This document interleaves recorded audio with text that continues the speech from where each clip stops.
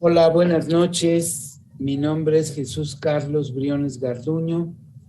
Y bueno, primero que nada, agradecer al doctor José Jalabe, presidente de la Academia Nacional de Medicina, por la distinción y por supuesto a la doctora Guadalupe Guerrero Avendaño por incluirnos en este simposio del Hospital General de México con la Academia Nacional de Medicina.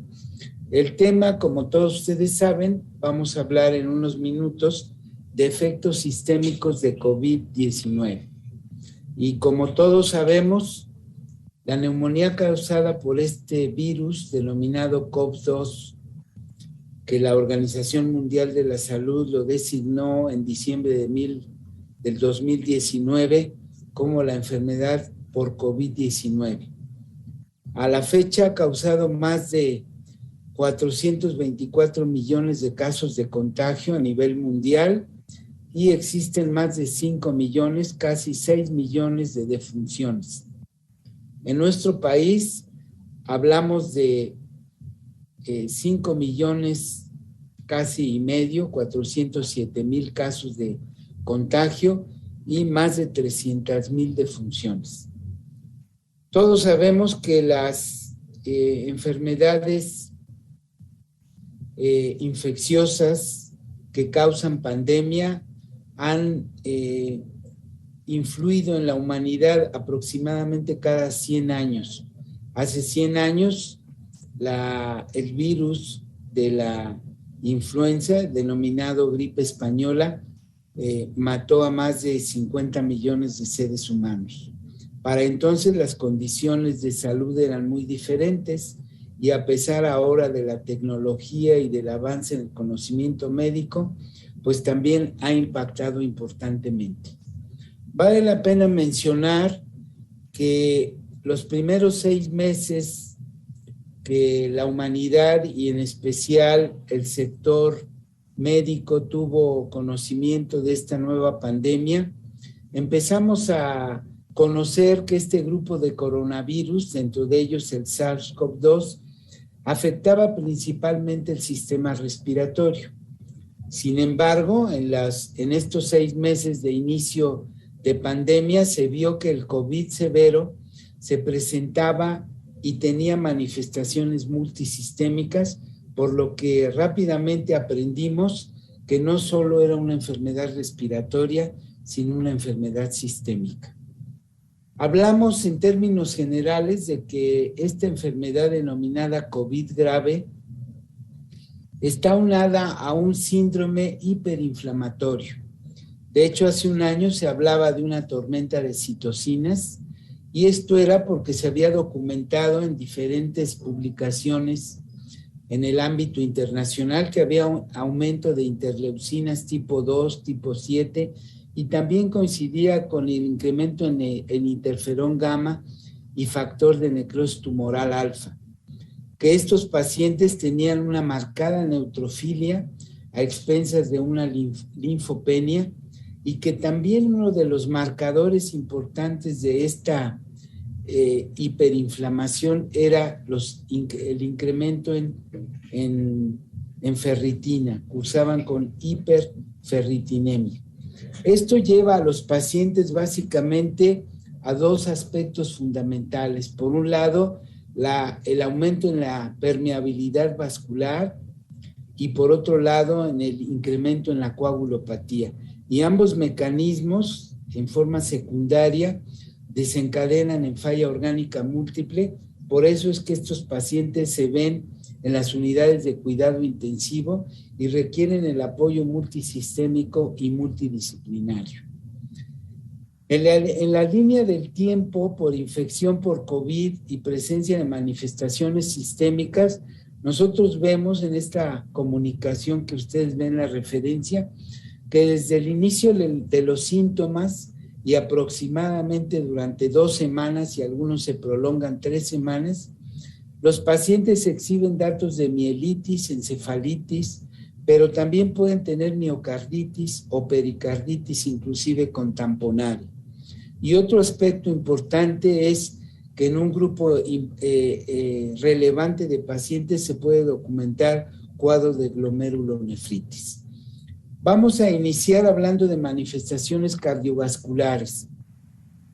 Existen reportes en la literatura de miocarditis aguda en pacientes por COVID, que el abanico de posibilidades va desde gente joven, 17 a 79 años de edad, y predominantemente es en varones más que en mujeres. Los síntomas cardinales son dolor torácico y disnea, y en promedio se presentan durante las 2 primeras semanas de la infección. Si bien la mayoría se resuelve espontáneamente, se ha reportado una mortalidad que se asocia a una tercera parte, prácticamente del 30%. Las manifestaciones cardiovasculares de esta infección por COVID se presentan también o empeoran en aquellos pacientes que tienen ya enfermedades cardiovasculares preexistentes, o bien pueden precipitar nuevas complicaciones cardíacas. También se ha observado que estos pacientes se recuperan de COVID y tienen una fracción de eyección ventricular izquierda disminuida, y un porcentaje de ellos también queda con afección pericárdica. Hasta el 80% de los casos de estos pacientes tienen elevación transitoria de troponinas, y durante la fase de replicación viral se ha observado que la infiltración intersticial del miocardio puede ser tan alta como de un 78% de los casos. Esta infección por COVID, aquí esquemáticamente nosotros la podemos mostrar como con necrosis miocárdica, que se han documentado muchos casos, afección vascular y puede darse en territorio arterial o venoso, y lo que habíamos denominado o lo que algunos autores llamaron tormenta de citocinas. Y todo esto contribuye a una depresión miocárdica que lleva a estos pacientes a trastornos de la conducción auricoventricular, a la presencia de arritmias por extrasistolias, o bien clásicamente insuficiencia cardíaca con fracciones de eyección bajas. También la presencia de afección cardíaca en fase aguda de esta infección por COVID-19 podría representar un aumento del riesgo de presentar falla cardíaca o pericarditis crónica, como lo hemos señalado y como algunos pacientes ya se ven en la consulta de cardiología o bien de medicina interna. Por otro lado, también tenemos manifestaciones neurológicas. De hecho, se consideró como un virus neurotropo y son diversas las relaciones con la neuroinvasión a nivel viral. Este daño neurotrópico, del que se ha hablado ya hace más de un año, se asocia con encefalitis, encefalopatías o daño neuroinflamatorio. Y un ejemplo de esto es el síndrome de Guillain-Barré, que han presentado pacientes en casuísticas muy diversas en diferentes informaciones o comunicaciones. 2/3 de estos síntomas se presentan a las 2 semanas de haber contraído la enfermedad y pueden prolongarse hasta por 8 semanas. En un estudio prospectivo en China que incluyó a 214 pacientes de COVID grave, se observó que la prevalencia de manifestaciones neurológicas puede ser del 36.4%, una tercera parte, y que las principales manifestaciones fue anosmia, ageusia, alteraciones visuales y dolor neurálgico también. En una cohorte, por otro lado, de 58 pacientes con COVID grave y manifestaciones neurológicas, lo que se observó fue que la prevalencia de edad era una media alrededor de 63 años, que el 69% podían presentar agitación psicomotriz, 67% presentaban signos piramidales y algunos otros con desorientación.